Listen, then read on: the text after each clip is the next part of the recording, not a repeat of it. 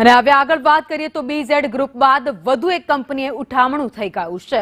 પાલનપુરની પ્રસિદ્ધિ મલ્ટી ગ્રુપને તાળા લાગી ગયા છે। પોન્જી સ્કીમના નામે રોકાણકારો સાથે છેતરપિંડી કરતા હતા। રમણ નાઈએ પત્ની સાથે મળી આ બ્રાન્ચ શરૂ કરી હતી। નાઈ મૂળ મચાદર ગામનો વતની હોવાનું સામે આવ્યું છે। પાલનપુર, મહેસાણા અને ધાંગધ્રામાં બ્રાન્ચ ખોલી હતી। ધાંગધ્રા, મેથણ ગામના લોકો તેનો ભોગ પણ બન્યા છે। ધાંગધ્રા તાલુકા પોલીસ મથકે અરજી થયાની પણ ચર્ચા છે।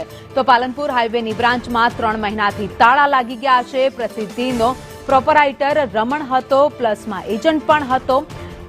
તો પલ્સમાં દેવું થઈ જતા પ્રસિદ્ધિ ગ્રુપની બ્રાન્ચ શરૂ કરી હતી અને લોકોને છેતર્યા હતા।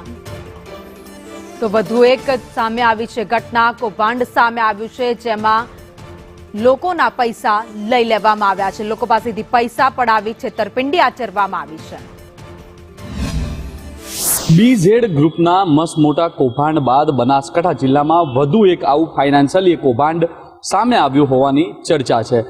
બનાસકાંઠાના પાલનપુરમાં આ પ્રસિદ્ધ નિર્માણ કોઓપરેટિવ સોસાયટીની આ જે ઓફિસ છે, આ ઓફિસ છેલ્લા 3 માસથી ઓફિસને તાળા લાગી ગયા છે। મહત્વની વાત છે કે વડગામ તાલુકાના મજાદર ગામના દંપતીએ પ્રસિદ્ધ નિર્માણ multistate group housing cooperative society limited નામની આ કંપની છે તે બનાવી હતી ને તે બાદ ધ્રાંગધ્રા ગામના એક ગામના લોકો પાસે રોકાણ કરાવ્યું હતું। મસ્ત મોટું રોકાણ કરાવ્યા બાદ તેમનું ઉઠામણું કર્યું હોવાની ચર્ચા છે। જો કે અત્યારે તો આ ફ્રોડ થયાની ચર્ચા છે। જો કે હવે પોલીસ છે તે પોલીસ આ સમગ્ર મામલાને લઈને વધુ તપાસ કરશે।